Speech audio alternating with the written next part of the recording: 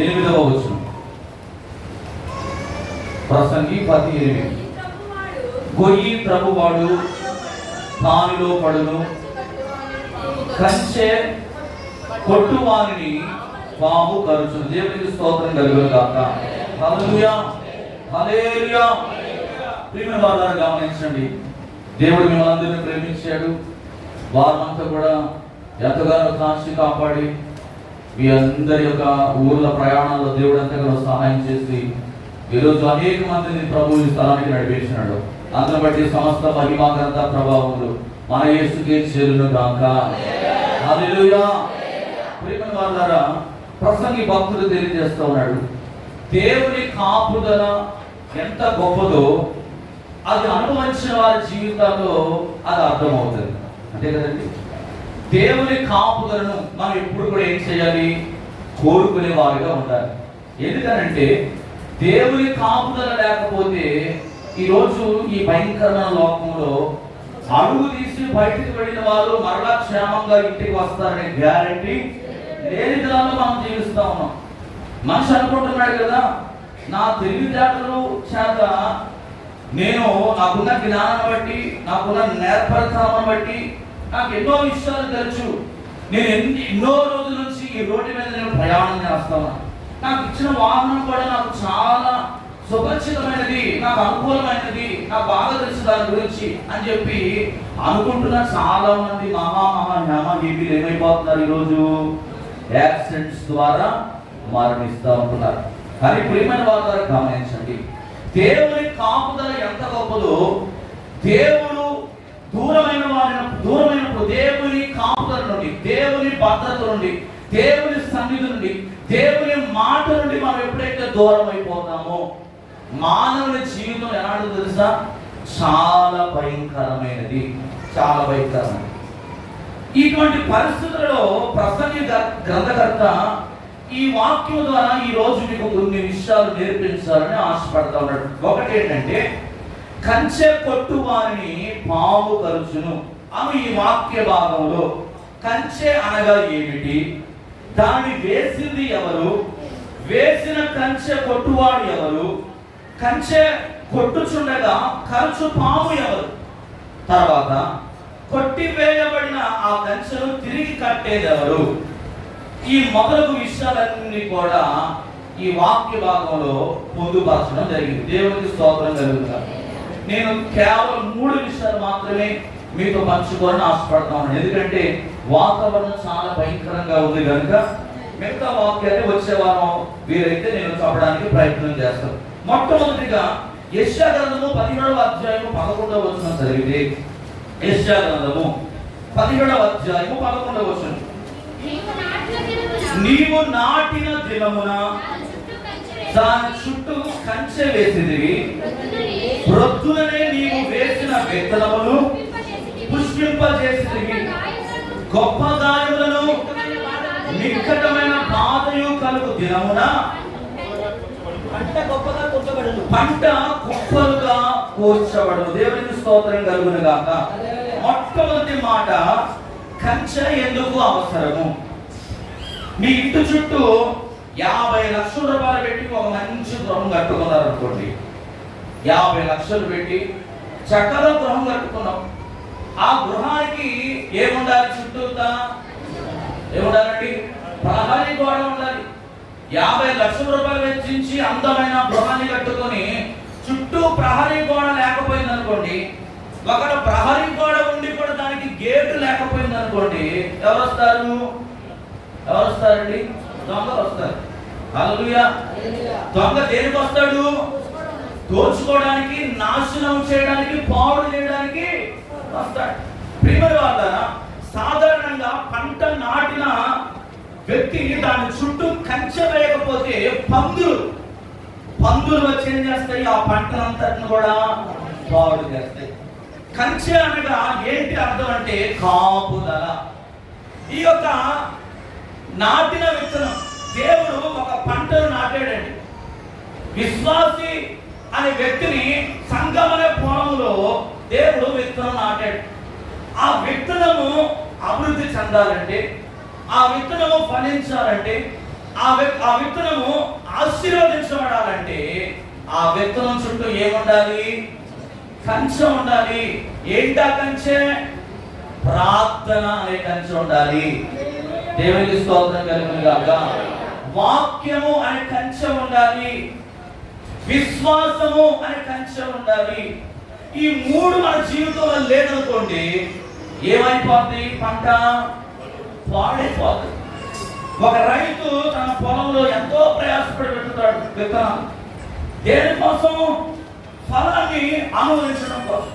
అయితే ఆ కష్టపడిన ఆ పంట చుట్టూ కంచె లేనందువల్ల జంతువులు, శత్రువులు, దొంగలు వీరందరూ కూడా ఆ పొలంలో చేరేం చేస్తారంటే ఆ పంటను పాడు చేసినప్పుడు ఆ నాటిన రైతు ఎంత బాధపడతాడో ఒకసారి ఆలోచించండి. ప్రియమైన వాళ్ళారా, మన ఆత్మీయ జీవితంలో దేవుడు మనకు అనుగ్రహించిన నియమ నిబంధనలు మనం ఎప్పుడు కూడా విశ్వాసము ద్వారా విత్తిన దానిని ఆత్మీయంగా మనం ఫలింపులోనికి రావడానికి ప్రతి దినము కూడా ఏం చేయాలి? ప్రార్థన పూర్వకంగా మనం ముందుకు వెళ్ళాలి. దేవునికి స్తోత్రం కలుగును గాక. ఎందుకంటే దొంగ అయిన సాతాను గారి కళ్ళు ఆత్మీయంగా ఎవరైతే బాగా ఫలిస్తూ ఉంటారో వాళ్ళని టార్గెట్ చేస్తాడు సాతాను గారు. ప్రార్థన చేయడం ఎవరు సాతాను ఏం చేయలేడు. అర్థమవుతుందా? దేవుని యందు భయం లేకుండా జీవించే వాళ్ళ జీవితాలు ఎప్పుడు కూడా గమనించండి. ఎలా ఉంటాయి? వాళ్ళవి ఎట్లుంటాయి? బాగుంటాయి. కానీ ఈరోజు ప్రతి ఒక్కరి యొక్క కన్ను ఎవరి మీద పడుతుంది? అటువంటి వాళ్ళ మీద పడతాయి. అదేంటో అర్థం కాదు. వాళ్ళు ప్రార్థన చేయట్లేదు, వారి గుడికి రావట్లేదు, వాళ్ళ ఆత్మీయ జీవితం అనేది సరిగా లేదు. వాళ్ళు ఎందుకు అంత బాగుంటా ఉన్నారు? నేను ప్రతిరోజు ప్రార్థన చేస్తున్నాను, ప్రతిరోజు కూడా దేవుడిని వెంబడిస్తున్నాను, ఎందుకని నా స్థితి ఈ విధంగా ఉంటుంది అని ఈ రోజు ఆలోచిస్తున్న మీ అందరితో కూడా దేవుడు మాట్లాడుతున్నాడు. దేవునికి స్తోత్రం కలుగును. ఆత్మీయ జీవితం చాలా ఇంపార్టెంట్. ఎందుకో తెలుసా? ఆత్మీయ జీవితమే ఎక్కడ తీసుకెళ్తుంది? పరలోక రాజ్యానికి తీసుకెళ్తుంది. ఈ రోజు ఆత్మీయ జీవితం లేని వాళ్ళందరూ కూడా ఏం కోరుకుంటున్నారు? లోక సంబంధమైన వాటిని కోరుకుంటున్నారు. ఈ లోకమే శాశ్వతమైనదా అనుకుంటున్నారు. ఇందులో ఉన్నవన్నీ మనిషి జీవితాన్ని బాగు చేస్తాయి, సంతోషాన్ని ఇస్తాయి, ఆనందాన్ని ఇస్తాయి, ఆశీర్వాదాన్ని ఇస్తాయి అనుకుంటున్నారు. అందుకే వాళ్ళకి ఏం లేదంటే కంచె లేదు. కంచె లేకుండా వాళ్ళు ఏం చేస్తున్నారంటే ఇష్టం వచ్చినట్లుగా వాళ్ళు తిరుగుతూ ఉంటున్నారు. వాళ్ళని ఏం చేస్తాడంటే సాతాను ఏం చేస్తాడు? వాళ్ళందరూ కూడా సాతాను గాడి దూస్తున్నారు అన్నమాట. కానీ ఈరోజు ఆత్మీయ జీవితం అనుసరిస్తున్న వారి మీద సాతాను కళ్ళు ఎప్పుడుగా పనిచేస్తూ ఉంటాయి. వాడు ఎప్పుడు కూడా మన ఆశీర్వాదాన్ని దొంగిలించాలని ప్రయత్నం చేస్తూ ఉంటాడు. అంటే ఈ ఆశీర్వాదం నువ్వు పోగొట్టుకోకుండా ఉండాలంటే, నీ ఆత్మీయ జీవితం దినదినం అభివృద్ధిలోకి రావాలంటే, నీవు ఆత్మీయంగా బలపడాలంటే దేవుడు నీకు నియమించిన స్తోత్రాలను పాటించాలి. దేవునికి స్తోత్రం కలిగి దేవుడిచ్చిన ఆజ్ఞలను నువ్వు పాటించాలి. ప్రవక్త యెషయా గారు ఏమంటారు? నీవు నాటిన దినమున దాని చుట్టూ కంచె వేసితివి, ప్రొద్దుననే నీవు వేసిన విత్తనములు ఏమైనాయి? పుష్పించబడ్డాయి. పుష్పించబడ్డాయి. ఈరోజు నువ్వు ఫలించే అనుభవం నీలో ఉందా? ఆత్మ ఫలములను దొంగ అయిన సాతాను అపహరింపబడకుండా ఉండాలంటే నీ ఆత్మీయ జీవితం చుట్టూ, నీ కుటుంబం చుట్టూ దేవుని రక్షణ అనే కంచెను వేసుకోవాలి. ఏ కంచె వేసుకోవాలండి? దేవుని రక్షణ. రక్షణ లేకుండా నువ్వు క్రైస్తవుడుగా నువ్వు ఈ లోకంలో చలామణి అవ్వడానికి వీలు లేదు. రక్షణ అనేది దేనికి సాదృశ్యంగా ఉందంటే నీ ఆత్మ. ఎందుకంటే మన్నైనది మరలా మంటికి చేరును, ఆత్మ తాను దయచేసిన దేవుని యొద్దకు ఈ శరీరము ఇక్కడ విడిచిపెట్టాలి. ఆత్మ ఎక్కడ ఉంది? దేవుడు ఇచ్చిన ఆత్మ దేవుని దగ్గరికి వెళ్ళాలంటే రక్షణ అనే కంచె నీ చుట్టూ కూడా వేసుకోవాలి. ఈ రోజు చాలా మంది ఏం చేస్తున్నారంటే ఈ రక్షణ అనే దాన్ని ఏం చేస్తున్నారు? వాయిదా వేస్తూ ఉంటా ఉన్నారు. రక్షణ వాయిదా వేస్తున్నావు అంటే అర్థం ఏంటి? పరలోకం నాకు వద్దంటున్నావు. క్రైస్తవుడిగా ఉంటాను కానీ దేవుడితో నాకు సంబంధం లేదంటున్నావు. హల్లెలూయా. క్రైస్తవుడిగా నేను ఉంటానే కానీ ఆ పరలోక రాజ్యం నాకు అవసరం లేదనుకుంటున్నారు చాలా మంది. కాదు కాదు కాదు కాదు. యేసుక్రీస్తు ప్రభువారు ఎందుకు వచ్చారండి ఈ లోకానికి? ఆయనుండు స్థలములో మీరుండులాగున మీ కొరకు ఆయన స్థలమును సిద్ధపరచడానికి ఆయన వెళ్ళాడని చెప్పాడు. దేవునికి స్తోత్రం కలుగును. నువ్వు అనుకుంటున్న ఈ లోకం అశాశ్వతమైనది. నీ ఆత్మీయ జీవితమును పాడు చేసే ప్రతి ఆలోచన నుండి నువ్వేం చేయాలి? రక్షణ అనే కంచెని చుట్టూ వేసుకోవాలి. దేవునికి స్తోత్రం కలుగును. ఈ లోక సంబంధమైన సినిమాల ఏవి నిన్ను లోకములోనికి లాగుతా ఉంటా ఉన్నాయో, శరీరాశ, నేత్రాశ, జీవపుటామం, ఇవన్నీ కూడా ఏంటంటే దేవుని నీతిని నెరవేర్చనివ్వవు. దేవుని నీతిని నెరవేర్చేవాడుగా ఉండాలంటే నీ ఆత్మీయ జీవితాన్ని రక్షణ అనే కంచెను ఏం చేసుకోవాలి? చుట్టూతా వేయాలి. దేవునికి స్తోత్రం కలుగును. యోబు గ్రంథము 1వ అధ్యాయం 10వ వచనం చదివితే, యోబు గ్రంథము 1వ అధ్యాయం 10వ వచనం, నీవు అతనికి అతని ఇంటి వారికి కొంచెం బయటకు తీసుకెళ్ళండి దారి చదవండి అమ్మ. అతనికి కలిగిన సమస్తమును చుట్టూ కంచె వేసినవి కదా, నీవు అతని చేతి పనిని దీవించడం చేత అతని ఆస్తి దేశంలో బహుగా విస్తరించి ఉన్నది. దేవునికి స్తోత్రం కలుగును గాక. కంచె వేయువాడు. రెండోది, మనలోని ఆత్మీయ ఆశీర్వాదమును సాతాను అపహరింపకుండా మన చుట్టూ మొట్టమొదటిగా రక్షణ కంచె వేయువాడు ఎవరని చెప్పాను? దేవుడు అని చెప్పాను. దేవునికి స్తోత్రం కలుగును గాక. యోబు గారు తన యొక్క కుటుంబం చుట్టూ ఏం చేస్తున్నాడండి? ఏం చేస్తున్నాడు? కంచె వేసుకుంటున్నాడు. హల్లెలూయా. ప్రతి దినము కూడా తన బిడ్డలు దేవునికి విరోధముగా ఎక్కడైనా పాపము చేసేరేమో, ఎక్కడైనా అపవిత్రంగా జీవించేరేమో అని ఏం చేస్తున్నాడంటే ప్రతి రోజు కూడా దేవుని మందిరంలో అతడు నైవేద్యము, ఆరాధన అనే నైవేద్యము ఏం చేస్తున్నాడు? యోబు గారు దేవుని సన్నిధిలో సమర్పించుకుంటూ ఉన్నాడు. ప్రార్థన ధూపం వేస్తూ ఉంటా ఉన్నాడు. ప్రతి దినము దేవునితో సహవాసం అనే కంచెను యోబు కలిగి ఉన్నాడు. దేవునికి స్తోత్రం కలుగును గాక. యోబు జీవితాన్ని మనం గమనిస్తే ఒకే ఒక్క దినం తన ఆస్తంతా కూడా కోల్పోయాడు. తన కడుపును పుట్టిన 7 సంతానమును కోల్పోయాడు. ఇంకా ఏమీ కూడా తన జీవితంలో లేదండి. తను బ్రతకడానికి అవసరముగా ఉన్న ఆస్తంతా కోల్పోయాడు. తన కడుపును పుట్టిన బిడ్డను కూడా కోల్పోయాడు. అయినా కూడా తన విశ్వాసమును మాత్రం విడిచిపెట్టాడు. అతని విశ్వాసమే మరణ ఏం చేసింది? రెండంతలుగా తిరిగి యోబు గారిని దేవుడు ఆశీర్వదించడానికి ఆస్కారమైన దేవునికి స్తోత్రం కలుగును గాక. నీవు అతని ఇంటి వారికి కలిగిన సమస్తమును చుట్టూ కంచె వేసినవి కదా. హల్లెలూయా. మన చుట్టూ ఎప్పుడు కూడా ప్రార్థన అనే కంచె ఉండాలి. ప్రార్థన లేకపోతే ఏమైపోతుందో తెలుసా? పాడైపోతావు. నీ జీవితం అర్థాంతరంగా ముగించబడుతుంది. నీ బ్రతుకు పనికి రాకుండా పోతుంది. నీకు పనికొచ్చే పాత్రగా దేవుడు చెయ్యాలని ఆశపడుతున్నాడు. 42వ అధ్యాయం ఇదే యోబు గ్రంథం చూస్తే 12వ వచనం, 42వ అధ్యాయం 12వ వచనం, యెహోవా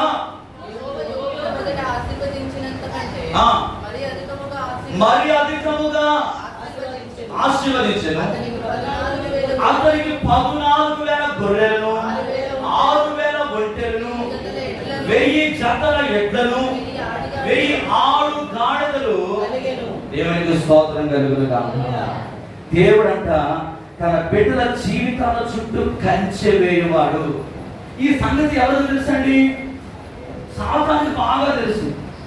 ఎలా నిన్ను పడగొట్టాలో నీకంటే వాడికి చాలా స్ట్రాటజీస్ వాడికి తెలుసా? తెలీదా?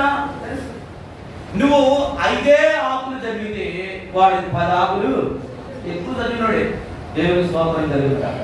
నువ్వు ఈ లోకాన్ని మొత్తం చుట్టూ వచ్చేసావు అనుకుంటావు, కానీ వాడు ప్రపంచాన్నే చుట్టూ వచ్చేసాడు. దేవునికి స్తోత్రం కలుగుతాడు. అవునా కదా?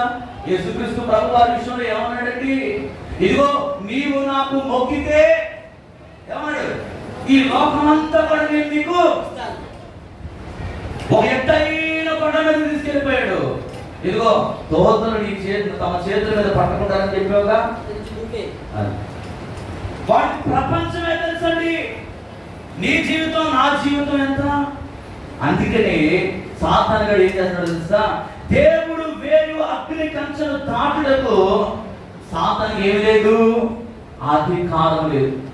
యోబు దేవుడు కంచె వేసినట్లుగా నేడు మనందరి జీవితాల చుట్టూ కూడా కంచె వేయబడాలంటే మనం ఎప్పుడు కూడా ఏం చేయాలండి? బాగా శుభ్రంగా తినేసేసి, ప్రార్థనకు రాకుండా, దేవుడితో సహవాసం లేకుండా, వాక్య ధ్యానం చేయకుండా మనం ఉంటే సరిపోతుందా? సరిపోతుంది. 1వ అధ్యాయం 5వ వచనం చూస్తే దేవుని ద్వారా ఒకసారి చూద్దాం. యోబు గ్రంథం 1వ అధ్యాయం 5వ వచనం. పూర్తి కాగా తన కుమారుడు పాపము చేసి తమ హృదయంలో దేవుని దూషించుడేమో అని వారిని పిలువనంపించి వారిని పవిత్రపరచి అరుణోదయమున లేచి వారిలో ఒక్కొక్కరి నిమిత్తమై దేవునికి స్తోత్రం కలుగును గాక. ఏం చేస్తున్నాడండి?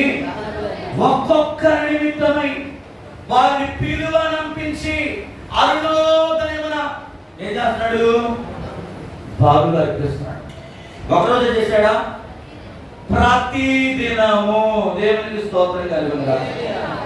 ఈరోజు నీ జీవితంలో ప్రతిరోజు కూడా ఏముండాలి?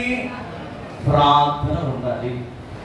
ఆదివారం ఒక్కరోజే నేను వచ్చి ప్రార్థన చేసుకుంటాను, మిగతా రోజు అంతా కూడా నా ఇష్టానుసారంగా నేను తిరుగుతాను అని అంటే నీ కుటుంబం చుట్టూ ఏముండదు? కంచె ఉండదు.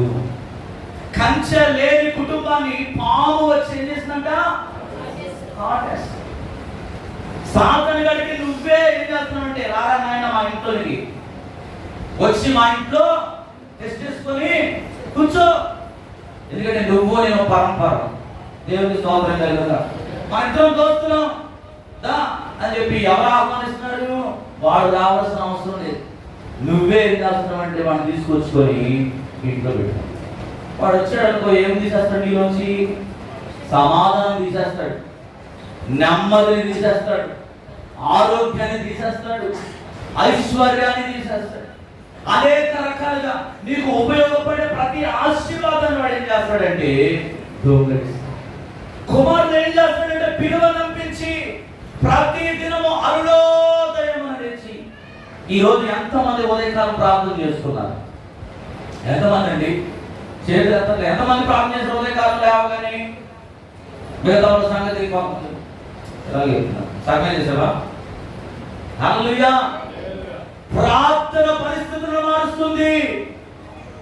నీ కుటుంబం చుట్టూ యోబులాగా నీ బిడ్డల చుట్టూ ప్రార్థన కంచె వేసుకోకపోతే నువ్వు ఎప్పుడు కూడా భద్రంగా ఉండలేవు.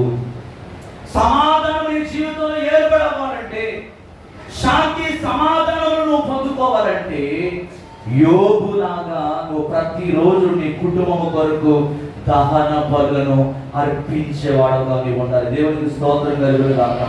జకర్యా గ్రంథము 2వ అధ్యాయం 5వ వచనం అంటాడు, నేను దాని చుట్టూ అగ్ని ప్రాకారంగా ఉండును, నేను దాని మధ్యను నివాసినై మహిమకు కారణముగా ఉండును. ఇదే యెహోవా వాక్కు. దేవునికి స్తోత్రం కలుగును గాక. దేవుడు ఎలా ఉంటాడండి? అగ్ని ప్రాకారముగా ఉంటాడంట. నేను దాని చుట్టూ దాని మధ్యను నివాసినై మహిమకు కారణముగా మార్చగలిగిన దేవుడు నా దేవుడు. దేవునికి స్తోత్రం కలుగును గాక. నీవు దేవుని మహిమను పొందాలంటే, దేవుని యొక్క సన్నిధిని గృహాల్లో నింపుకోవాలంటే నీవు ఆయన మధ్యలో నువ్వు ఆయన నిలుపుకోవాలి. నీ మధ్యలో ఎప్పుడైతే ఆయన నిలుపుకుంటావో, నీ గృహంలోనికి ప్రతి దినం ఎప్పుడైతే నువ్వు ఆయన ఆహ్వానిస్తావో, ఆయన ఏం చేస్తాడంటే నీ కుటుంబం చుట్టూ అగ్ని ప్రాకారముగా ఉంటాడంట. దేవునికి స్తోత్రం కలుగును గాక. హల్లెలూయా. యోబు గారు కుటుంబ ఆరాధన కలిగి ఉన్నాడు. ప్రతి దినం కూడా కుటుంబంతో దేవుని స్తుతిస్తా ఉన్నాడు. ప్రతి దినము కూడా తన కుటుంబ సభ్యులను దేవుని సన్నిధిలో నిలుపుతూ ఉన్నాడు. అందుకే అతడు అంతగా ఆశీర్వదించబడ్డాడు. మత్తయి సువార్త 21వ అధ్యాయం 33వ వచనం చదివితే, మత్తయి సువార్త 21వ అధ్యాయం 33వ వచనం, ఇంటి యజమానుడు ఒకడు ఉండేను, దాని చుట్టూ కంచె వేయించి అందులో ద్రాక్ష తొట్టి తొలిపించి గోపురం కట్టించి కాపులకు దాన్ని గుత్తకిచ్చి, దేవునికి స్తోత్రం కలుగును గాక. ఇంటి యజమానుడు ద్రాక్ష వనము చుట్టూ ఏం వేశాడండి? కంచె వేశాడు. దేవునికి స్తోత్రం కలుగును గాక. ద్రాక్ష వనము చుట్టూ ఆ ఇంటి యజమాని కంచె వేయడం ద్వారా ఆ ద్రాక్ష వనం ఏమవుతుంది? భద్రపరచబడతా ఉంది, క్షేమకరంగా ఉంది. అతనికి మరలా వచ్చేసరికి ఆ ద్రాక్ష వనము తనకి ఏమేమవుతుందంటే తన చుట్టూ కంచె వేయడం ద్వారా తాను కోరుకున్న ఫలాలు తాను తినడానికి అవకాశం ఉందన్నమాట. దేవునికి స్తోత్రం కలుగును. కంచె లేకపోతే ఎవరు పడితే వాళ్ళు వచ్చేసి ఏం చేస్తారు? తెంపుకొని పోతారు. ప్రియమైన వారలారా, యోబు ఆయన సేవించి ఆరాధిస్తున్నాడని ఆ కంచెను అనగా ఆ కంచె లాంటి దీవెనలను సంరక్షణను తీసేస్తే చాలు అనుకున్నాడు. ఎవరండి? అపవాది అయిన సాతాను. ఏమనుకున్నాడు? దేవుడు కంచేశాడు కాబట్టి ఈ యోబు గారు సురక్షితంగా ఉన్నారు. ఒక్కసారి ఇది తీసేచ్చుడు, అతడు ఎంత విశ్వాసంగా ఉంటాడో నేను చూస్తాను, అతడు ఎంత భక్తి కలిగి ఉంటాడో నేను చూస్తాను, అతడు ఎంత ప్రార్థన జీవితం కలిగి ఉంటాడో నేను చూస్తాను అని అనుకుంటున్నాడు సాతాను. కానీ ప్రియమైన వారలారా, సాతాను యొక్క అభిప్రాయం అంతటిని కూడా ఏం చేశాడు? యోబు తారుమారు చేసేసాడు. కేవలం దేవుడు ఏదో నా చుట్టూ కంచె వేశాడని నేను భద్రంగా ఉండడం కాదయ్యా, నేను భద్రంగా ఉండడానికి ఏకైక మార్గం ఏంటో తెలుసా? విశ్వాసము. దేవునికి స్తోత్రం కలుగునుగా. విశ్వాసము లేకుండా దేవునికి ఇష్టడైనట సాధ్యం. విశ్వాసం అనేది ఒక ఆయుధం లాంటిదండి. ఈ ఆయుధాన్ని నువ్వు ఎప్పుడైతే సరైన సమయంలో సరైన రీతిలో నువ్వు ఎప్పుడైతే ఉపయోగిస్తావో ఈ ఆయుధం నీకు ఏం చేస్తుందంటే తోడుగా ఉంటది అన్నమాట. దేవునికి స్తోత్రం కలుగునుగా. నీ అవమానంలో నీకు నష్టం కలుగుతున్నప్పుడు, నువ్వు చేస్తున్న వ్యాపారంలో కావచ్చు, నువ్వు చేస్తున్న ఉద్యోగంలో కావచ్చు, నువ్వు చేస్తున్న ప్రతి చేతి పనిలో నువ్వు ఏం కలిగి ఉండాలంటే విశ్వాసం అనే ఆయుధాన్ని పట్టుకొని ప్రతిరోజు కూడా నువ్వు నడిచేవాడుగా ఉండాలి. దేవునికి స్తోత్రం కలుగును.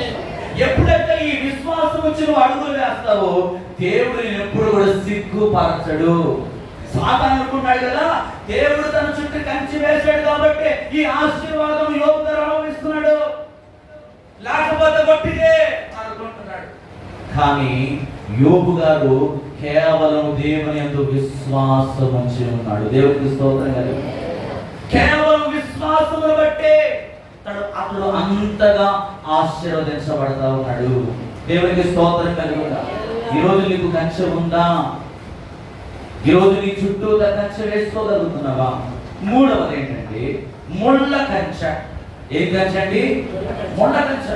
సామెతల గ్రంథము 15వ అధ్యాయము 19వ వచనంలో ఒక మాట కనబడతా ఉంటది. జ్ఞాని అయిన సొలొమోను గారు ఒక మాట రాశారట. చదువుదాం. సోమరి మార్గం ఏంటంట? యథార్థవంతుల త్రోవ ముళ్ళు అనగా ఏంటంటే కష్టాలు. కష్టాలు ఎప్పుడు వస్తాయండి? ఒక మనిషికి కష్టాలు ఎప్పుడు వస్తాయి చెప్పండి? దేవుని కొరకు చురుకుగా ఆత్మీయంగా ఆత్మీయ జీవితంలో సాగిపోకుండా సోమరితనంలో ఎవరైతే జీవిస్తారో, సోమరితనంగా వాళ్ళు ఏం తెచ్చుకుంటారు? కష్టాలు తెచ్చుకుంటా ఉంటారు. ప్రభు ఏం చెప్తున్నాడు? సోమరి మార్గం ఏంటంట? ముళ్ళ కంచె. నేను కష్టపడను, నేను చెమట గార్చను, నా ఒళ్ళు అరవకూడదు, కానీ నా బిడ్డలు నా భార్య బలంగా ఉండాలంటే కుదురుతుందా? కుదరదు. ఏం చేయాలి? కష్టపడాలి, శ్రమపడాలి, ప్రయాసపడాలి, పని చేసేవాడుగా ఉండాలి. అటువంటి వానికంట రాజమార్గంగా వారి జీవితము మార్చబడతారు. ప్రియమైన వారులారా, దేవుని విషయాల్లో అనగా ప్రార్థనలోను, విశ్వాసంలోను, పరిచర్యలోను నువ్వు నిర్లక్ష్యంగాను, అశ్రద్ధగాను దేవునికి లోపడకుండా ఉంటే నీ జీవిత మార్గం ఏమైపోతుందో తెలుసా? కష్టాల పాలైపోతుంది. మన జీవితాల్లో ఇప్పుడు మీరు ప్రతిరోజు కూడా వారం అంతా ఏం చేస్తున్నారు? వేటకు వెళ్ళేవాడు వేటకెళ్తారు. నేను చూస్తూ ఉన్నాను. నేను ఒక జ్ఞాపకార్థ గుడికి వెళ్తే అక్కడ గమనిస్తున్నప్పుడు పొద్దునెప్పుడు వేటకు వెళ్ళారు, 11:30-12 గంటలకు వచ్చారు. టకా టకా టకా ఏం చేశారంటే ఆ వలలన్నింటినీ కూడా చేపల్లో, ఆ వలలో ఇరుకున్న చేపలన్నింటినీ కూడా తీసేసేసి మళ్ళీ త్వరగా అందరూ కలిసి ఏం చేస్తారంటే ఆ వలను బాగు చేసేసుకొని, శుభ్రం చేసేసుకొని, మళ్ళీ మూట కట్టేసుకొని, ఈ లోపల వాళ్ళ భార్యలు క్యారేజ్లో సద్దనం కట్టుకొచ్చారంటే మళ్ళీ వెళ్ళిపోయారండి. మళ్ళీ కూడా వేటకి వెళ్ళిపోయారు. ఇది ఎవరి లక్షణం? బాగుపడేవాడి లక్షణము. హల్లెలూయా. అదే ఎండ అనుకొని ఇప్పుడే కదా మేము వెళ్ళొచ్చాం, రేపు వెళ్దాంలే అనుకుంటే వాడు ఎప్పుడు కూడా ఆశీర్వదించబడలేడు. సోమరివాని మార్గంలో ఏముంటాయి అంటే ముళ్ళు ఉంటాయి, కష్టాలు ఉంటాయి, శ్రమలు ఉంటాయి. వాడు ఎప్పుడు కూడా ఎక్కడ వేసిన గొంగలు అక్కడే. కొంతమంది ఏం చేస్తారంటే భోజనం చేసి మంచం కాడే చేతులు కడిగేసుకుంటారు. ఎందుకు? కనీసం 2 అడుగులు ఎత్తి ఎక్కడ అలసిపోతామో, ఒక 2 అడుగుల వాష్ బేసిన్ దగ్గరికి వెళ్ళి చేతులు పెట్టుకుంటే ఎక్కడ ఆయాసం వచ్చేస్తుందో, తిన్న ఆహారం అరిగిపోతేమో అని చెప్పి ఏం చేస్తారు కొంతమంది బాధవస్తులు? అక్కడే వెళ్ళేసుకుంటారు, అక్కడే మంచం మీద పెట్టుకుంటారు. ఈ తిన్న ప్లేట్ అక్కడే ఉంటుంది, ఆ నీరు అక్కడే ఉంటుంది, ఆ ఏగలన్న అక్కడే ముందుతూ ఉంటుంది. వీడు మాత్రం శుభ్రంగా, వీడు సోమరివాడు. సోమరివాడికి దేవుడు ఎప్పుడు కూడా ఏం చేయడు? ఇష్టపడడండి. మనం ఎప్పుడు కూడా ఏం చేయాలంటే పరిగెత్తేవారుగా ఉండాలి. ప్రభు కొరకు పరిచర్యలో ఎన్ని అవంతరాలు ఎదురైనా, పలానా చోట ప్రార్థన సహోదరుడు అంటే పాస్టర్ గారు అంటే ముందే ఏం చేయాలి? లైట్లు, డ్రమ్ములు, మన స్టేజ్లు అన్ని కూడా ఏం చేయాలి? పట్టుకొని పోవాలి. దేవునికి స్తోత్రం కలుగుతుంది. అటువంటి యథార్థత కలిగిన వారికి రాజమార్గాలు తెరవబడతాయి. వారి జీవితంలో కష్టాలు అనేవి ఉండవు, వారి జీవితంలో వ్యాధులు అనేవి ఉండవు. వారు ఎప్పుడు కూడా అంచెలంచెలుగా ఒక్కొక్క మెట్టు ఎక్కుకుంటూ ఎక్కడికి వెళ్ళిపోతాడు? అందరంత స్థితిలోకి వెళ్ళిపోతాడు. దేవునికి స్తోత్రం కలుగుతుంది. అశ్రద్ధ చాలా భయంకరమైనది. రేపు చేద్దాములే అని వాయిదా వేస్తున్నావంటే ఈ రోజు నువ్వు పోగొట్టుకున్న సమయం రేపు నీకి కాదు. ఈ రోజు చేయాల్సిన పని ఈ రోజు నువ్వేం చేయాలి? ముగించుకోవాలి. రేపు చేద్దామంటే రేపు ఇంకో పని రెడీగా ఉంటుంది నీకు. అర్థమవుతుందా నా ప్రియమైన దేవుని బిడ్డ? ముళ్ళ కంచె. నీ జీవితంలో ఎప్పుడు కూడా ముళ్ళు అనేవి ఉండడానికి నువ్వు ఇష్టపడకూడదు. యెహోవా కార్యములు అశ్రద్ధగా చేయవాడు ఏం పొందుకున్నాడంట? శాపగ్రస్తుడని దేవుని వాక్యం చెప్తుంది. సోమరికి ఎప్పుడు కూడా పనులన్నీ కూడా ఎలా ఉన్నాయంటే కష్టంగా కనిపిస్తాయంట. హోషేయ గ్రంథంలో 2వ అధ్యాయం 6వ వచనంలో చదివితే ఎన్నిసార్లు చెప్పినా దేవునికి లోబడి ఇశ్రాయేలు సంఘానికి సాదృశ్యంగా ఉన్న హోషేయ భార్య, ఆమె పేరు గోమెరు. ఆమె చుట్టూ ఏమి వేయబడ్డాయో తెలుసా? ముండ్ల కంచె వేయబడ్డాయి. దాని మార్గము దానికి కనబడకుండా ఏం కట్టేశాడు? గోడ కట్టేశాడు. ఇశ్రాయేలులకు సాదృశ్యంగా సంఖ్య ఎవరితో పోలుస్తున్నాడు? హోషేయ భక్తుని యొక్క భార్యతో పోలుస్తున్నాడు. ఓ సహోదరిలారా, నీ భర్తకి ఎంత సహకారంగా నువ్వు ఉంటున్నావు, ఎంత ప్రయాసపడే వ్యక్తులుగా నువ్వు ఉంటున్నావు. ఒక కుటుంబం నడిపించబడాలంటే ఒక భర్త బాధ్యత మాత్రమే కాదండి, భార్య కూడా ఏం చేయాలి? ఆ బాధ్యతను పంచుకోవాలి. సంఘంలో ఒక సేవకుడికి మాత్రమే కాదు పరిచర్య పట్ల బాధ్యత, సంఘ విశ్వాసులందరూ కూడా ఏం చేయాలి? పరిచర్య యొక్క బాధ్యతను పంచుకోవాలి.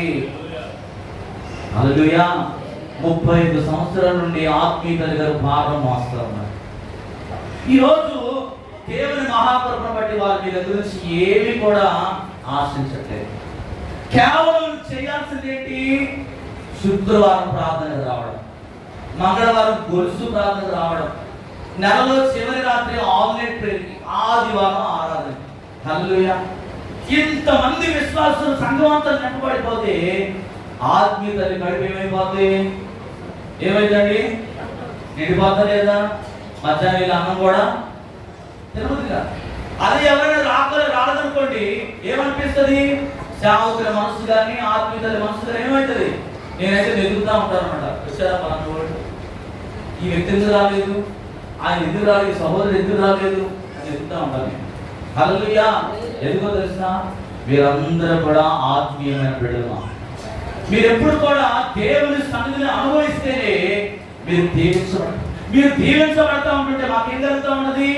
సంతోషం కలుగుతూ ఉంటది. బిర్యానీ తిన్నంత ఆనందము కలుగుతాం.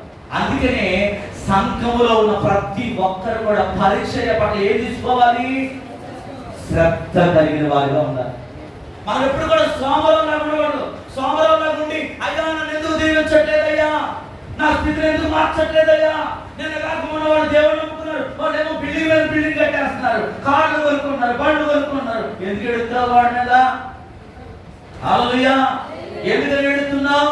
నువ్వెందుకు ప్రార్థన చేయలేకపోతున్నావు? ఆయన ప్రార్థన చేశాడు కాబట్టి, ఆయన దేవుని శ్రద్ధగా వెదికాడు కాబట్టి ఆ వ్యక్తి ఏమవుతున్నాడు? ఆత్మీయంగాను శారీరకంగా అతడు ఆశీర్వదించబడ్డాడు. ఈరోజు నీలో ఒక సోమరితనం ఉన్నట్లయితే, ఆత్మీయ జీవితంలో ఒక వెనకబడిపోయిన స్థితిలో ఉన్నట్లయితే, ముందుకు సాగలేని స్థితిలో ఉన్నట్లయితే, ప్రార్థన విషయంలోను, విశ్వాసం విషయంలోను, పరిచర్య విషయంలో ఒకరు అశ్రద్ధ చేస్తున్నట్లయితే దేవుడు నీకు జ్ఞాపకం చేస్తున్నాడు.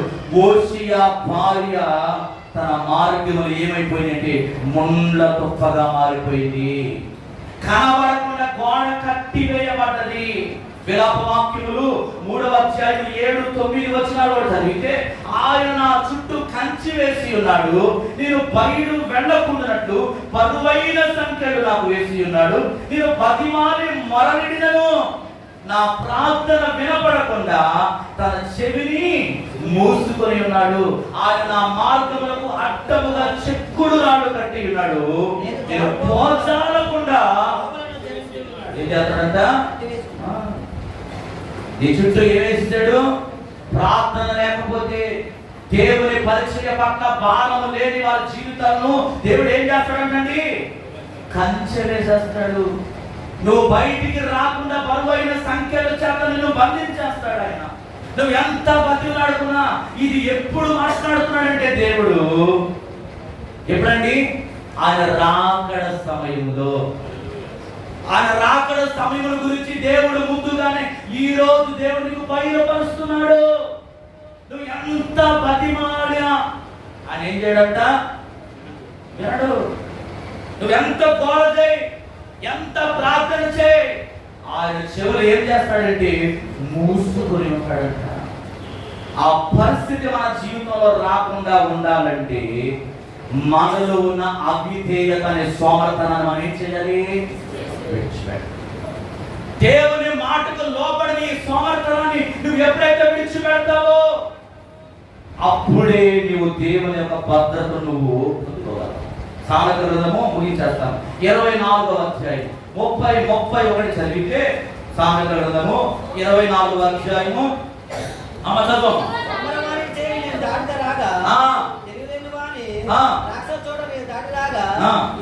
ఇదిగో దాని అందంతటా ముండ్ల తుప్పలు బలిసి ఉండెను, దూలగుండ్లు దాని కప్పి ఉండెను, దాని రాతి గోడ దేవునికి స్తోత్రం కలుగునుగా.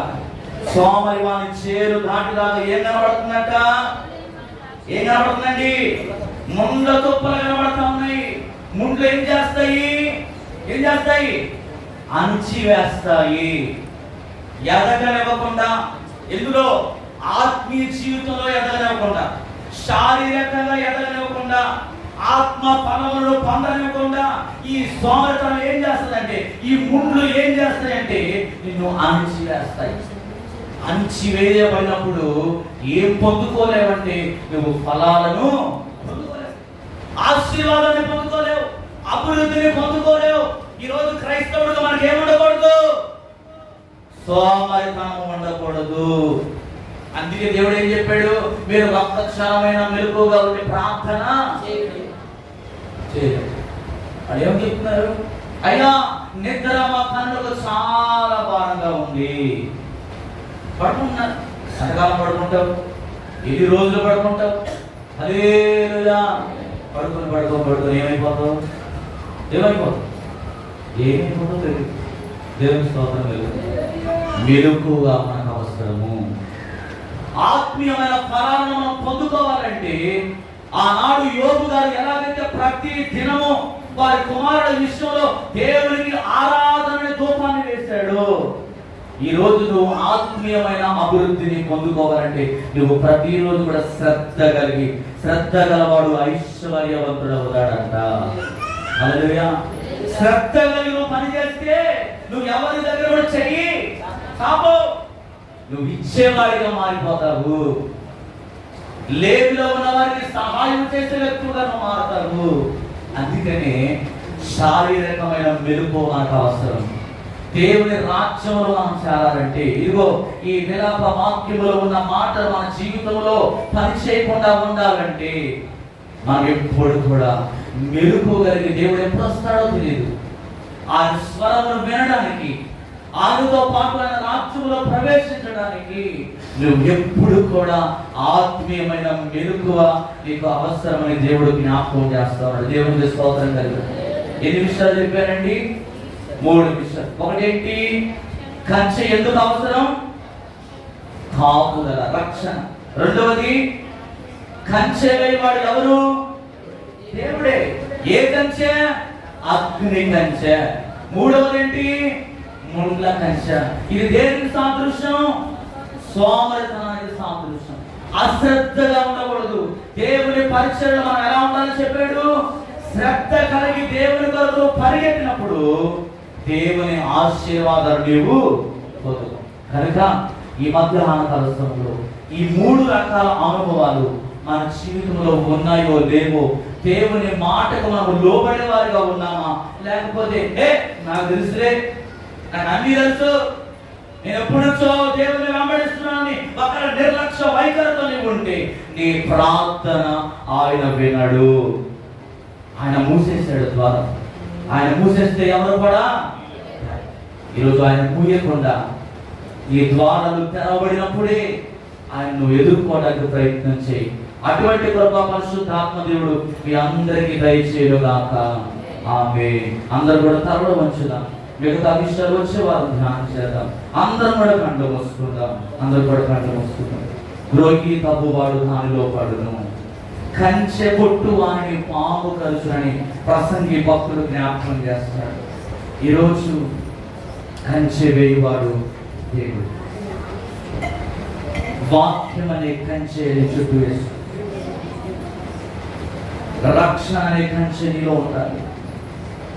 ఈరోజు ఉన్నాయా దేవా? ఒకసారి జ్ఞాపకం చేస్తాను. ఎంతకాలం సోమరిగా బ్రతుకుతావు? ఎంతకాలం అశ్రద్ధగా ఉంటావు? దేవుని పనిలోనూ అశ్రద్ధగా ఉంటున్నావు. నీ కుటుంబ పనిలో కూడా అశ్రద్ధగా ఉన్నావు. దేవుడికి ఇచ్చిన పని విషయంలో మొదలుగాడలేకపోతున్నావేమో, సాకులు వెతుక్కుంటున్నావేమో. వాళ్ళ వల్ల ఇలా జరిగింది, వీళ్ళ వల్ల ఇలా జరిగింది, ఇది నాకు ఇష్టం లేదు, ఇది ఇష్టం లేకుండా నేను ఇందులో దిగానని నీవు కారణాలు వెతుక్కుంటున్నావేమో. ఆ కారణాలన్నీ కూడా పక్కన పెట్టేసి దేవుడు నేను హెచ్చించాలని ఆశపడతా ఉన్నాడు. ప్రార్థనలు, విశ్వాసములను, పరిచర్యలోను, దేవుని సేవకులకు, సంఘానికి నీవు ఒక ఉపయోగపడే వ్యక్తులుగా మార్చబడినప్పుడే నీ కుటుంబం ఆశీర్వదించబడతాడు. నీవు ఫలభరితమైన జీవితాన్ని అనుభవించగలవు. కనుక ఈ మధ్యాహ్న కాల సమయంలో అయ్యా, యోగులాగా ప్రతి దినం నా బిడ్డల కొరకు నేను కన్నీరు గార్చి ప్రార్థన చేస్తాను. అయ్యా, ఆరాధన ధూపం నీ సన్నిధిలో సమర్పిస్తాను. స్తుతి నైవేద్యం నీ పాదాల సన్నిధిలో సమర్పిస్తాను. ప్రార్థన ధూపం నీ సన్నిధిలో సమర్పిస్తాను. ప్రభుని ఒక నిబంధన చేసుకుందాం, ఒక సమర్పణతో మనం ముందుకు పెడదాం. వ్యక్తపడిన వాక్యం కొరకు మన మధ్యలో ఈర్ష్యా బ్రదర్ ప్రార్థన చేస్తూ ఉంటాడుగా, సహోదరుడు ఈర్ష్యా బ్రదర్ ప్రార్థన చేస్తుండగా మనందరం కూడా ఇంటికి కళ్ళు మూసుకోవచ్చు. ఎవరు కూడా కళ్ళు తెరవద్దు, అందరూ కూడా కళ్ళు మూసుకునే ప్రార్థన దగ్గరికి వెళ్దాం.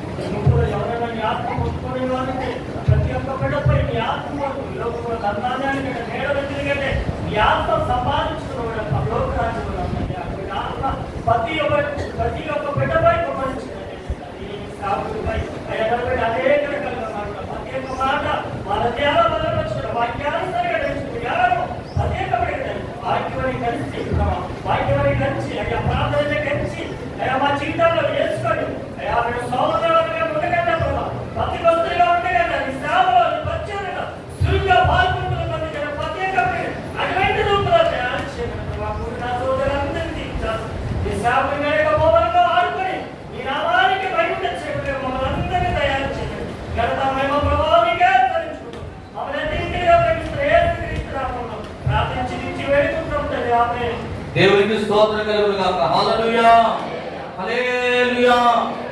మంచిదండి.